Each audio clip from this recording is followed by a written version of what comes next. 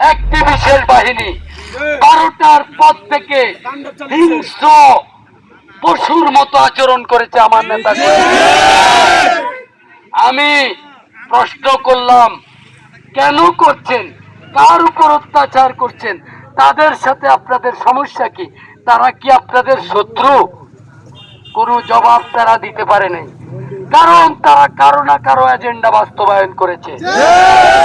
আমি শুনেছি, এর আগেও রেল লাইনে বক্তৃতা দিয়ে গেছিলাম, আমি শুনেছি আপনাদের মিস আর মিসেস আমি জানি না, টিউনো ম্যাডাম নাকি তাদেরকে দাওয়াত দিয়ে আনছে আপনাদের উপর নগ্ন হামলা করানোর জন্য।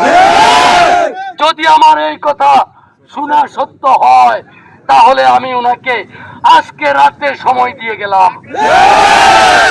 আমি অনেক কিছু সহ্য করি, কিন্তু আমার নেতা কর্মীদের রক্ত ঝরুক সেটা আমি কিন্তু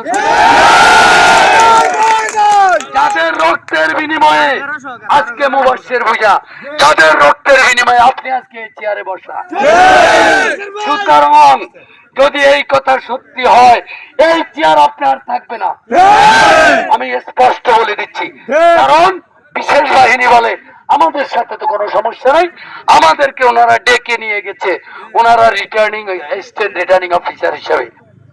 এখানে ওনাদের বিভিন্ন সংস্থার লোক আছে, বাহিনীর লোক আছে। আমি সাদাকে সাদা, কালোকে কালো বলতে কাউকে কেয়ার করি না। আমি আপনাদের চাকরিও করি না। আমি যাদের ভোটে নির্বাচিত হয়েছি, আমি তাদের স্বার্থ শতভাগ। আমি স্পষ্ট বলে দিয়ে গেলাম,